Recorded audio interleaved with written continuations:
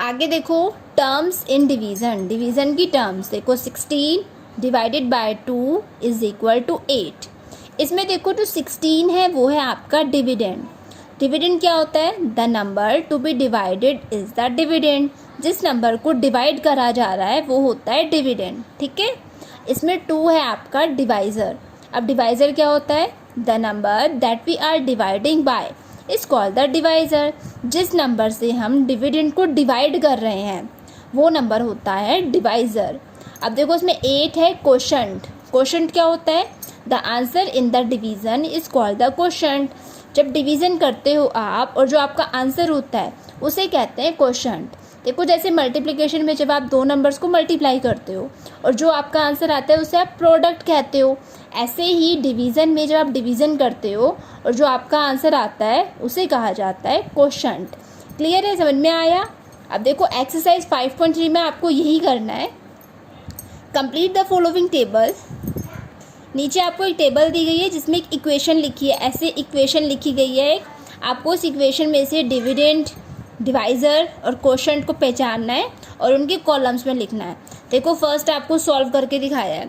First आपकी equation है 15 divided by 5 is equal to 3। तो देखो इसमें 15 जो हाउस के अंदर है ये है डिविडेंड, तो आप डिविडेंड वाले कॉलम में लिखोगे 15। 5 है डिवाइज़र, तो डिवाइज़र वाले कॉलम में आएगा 5 और इनका आंसर है 3, तो 3 हुआ कोशंट, तो आप कोशंट वाले कॉलम में लिखोगे 3।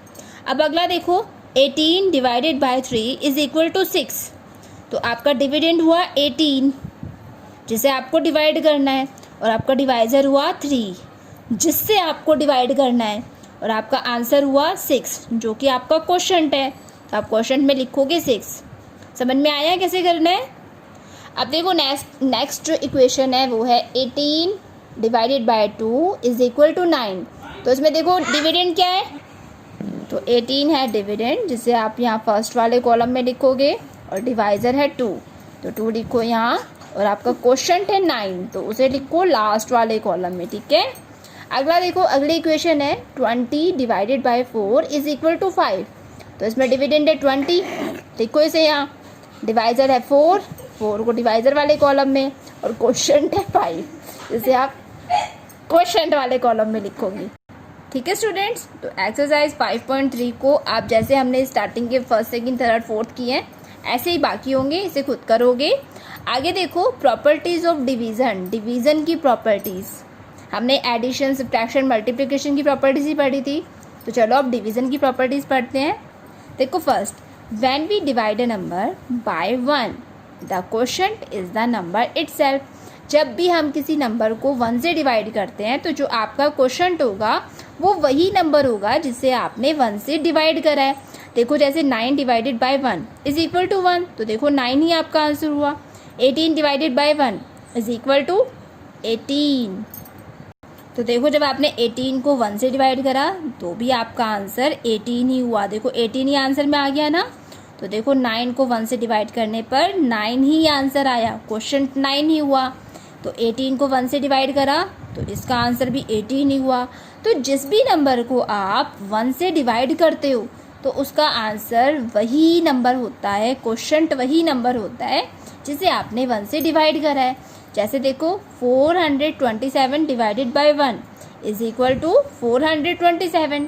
तो देखो आपका जो डिविडेंड है वही आपका क्वेश्चन होगा जब आप उसे 1 से डिवाइड करोगे। समझ में आया? अब अगला देखो, when we divide 0 by a number the quotient is always 0। जब भी हम 0 को किसी नंबर से डिवाइड करते हैं तो हमारा क्वोशंट क्या होगा? 0 ही होगा। देखो जैसे 0 divided by 5 is equal to 0, 0 divided by 49 is equal to 0।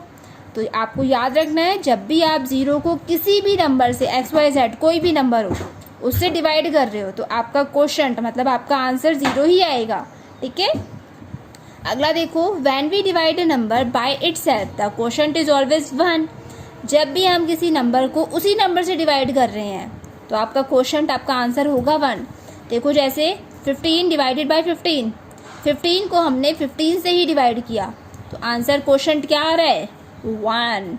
27 divided by 27, is equal to 1, quotient आया 1। 253 divided by 253 is equal to 1।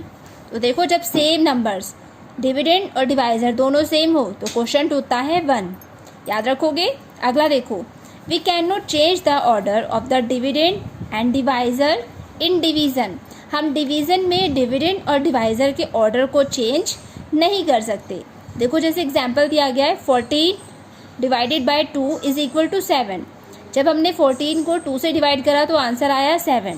अब चलो इनके ऑर्डर को चेंज करके देखते हैं। 2 डिवाइडेड बाय 14, क्या हम 2 को 14 से डिवाइड कर सकते हैं?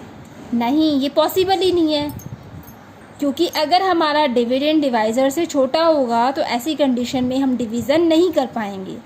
तो देखो ये पॉसिबल नहीं हो पाएगा, इसमें ऑर्डर चेंज नहीं होता। ऑर्डर चेंज होने पर हमारे डिवीज़न नहीं हो पाती। अगला देखो, division by 0 is not possible. और किसी नंबर को 0 से डिवाइड करना ये पॉसिबल ही नहीं है, ये नॉट पॉसिबल है। ठीक है, तो प्रॉपर्टी समझ में आई।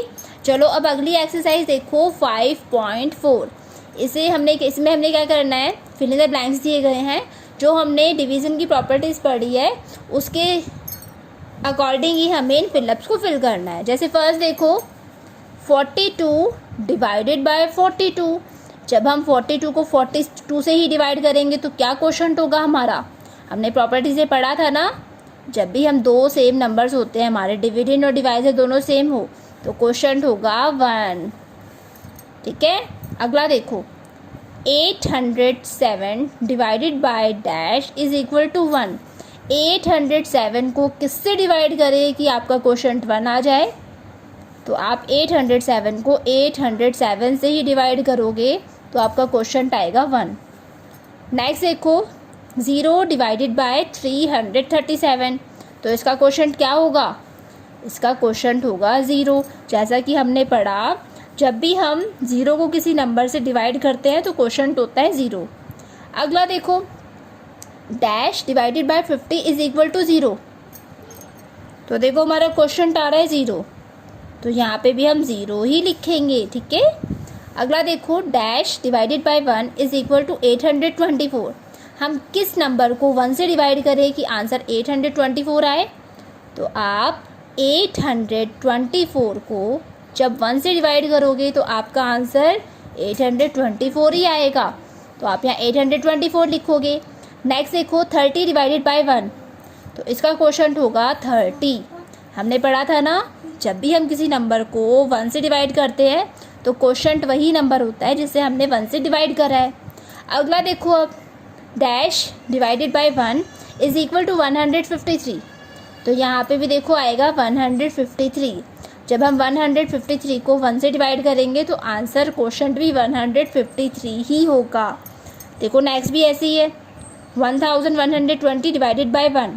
तो क्वोशंट भी होगा 1120, क्योंकि 1 से डिवाइड कर रहे हैं और 1 से डिवाइड करने पे जो डिविडेंड होता है वही क्वोशंट होता है। अगला देखो 628 डिवाइडेड बाय 628। तो देखो हमारा डिविडेंड और डिवाइज़र दोनों सेम है, तो आपका क्वोशंट होगा 1। ये भी हमने पढ़ा था ना, when we divide a number by itself the quotient is always 1। जब हम किसी नंबर को उसी नंबर से डिवाइड करते हैं तो क्वोशंट हमेशा 1 होगा। नेक्स्ट देखो dash divided by 172 is equal to 1। तो देखो यहाँ पे 1 आपका क्वोशंट आ रहा है, तो देखो जो आपका डिवाइज़र है वही आपका डिविडेंड होगा, तो आप यहाँ भी 172 लिखोगे। समझ में आ रहा है बच्चे? देखो ये दोनों भी ऐसे ही होंगे। 0 को 180 से डिवाइड करा है तो क्वोशंट क्या होगा? 0। और देखो यहाँ क्वोशंट आ रहा है 0 और आपका जो डिवाइज़र है वो 999, तो आपका डिविडेंड भी होगा 0, तभी तो क्वोशंट 0 आया। क्लियर है स्टूडेंट्स? तो स्टूडेंट्स आज के वीडियो में हमने एक्सरसाइज 5.2, 5.3 और 5.4 इन तीनों को किया है। ये तीनों ही एक्सरसाइज छोटी छोटी हैं, इसीलिए हमने इन्हें एक साथ कर लिया है। तो आप क्या करोगे, अपनी बुक में इन तीनों एक्सरसाइज को करोगे और इनकी अच्छे से प्रैक्टिस करोगे। और स्टूडेंट्स अगेन आपको 15 तक टेबल अगेन लिखनी है, 2 से 15 तक टेबल लिखोगे और उन्हें फिर से लर्न करोगे। मैंने आपको सेकेंड क्लास में भी लर्न कराई थी और अभी मल्टीप्लिकेशन के चैप्टर में भी मैंने आपको टेबल लिखने के लिए और लर्न करने के लिए कहा था। अगेन आप टेबल्स को लर्न करोगे, लिखोगे भी, और उसके साथ साथ इन तीनों एक्सरसाइज 5.2, 5.3 एंड 5.4 इन्हें करोगे भी और इनकी प्रैक्टिस भी करोगे। ओके, तो चलिए आज के लिए इतना ही काफ़ी है। आपसे फिर होगी मुलाकात नेक्स्ट वीडियो में एक्सरसाइज 5.5 के साथ। Thank you.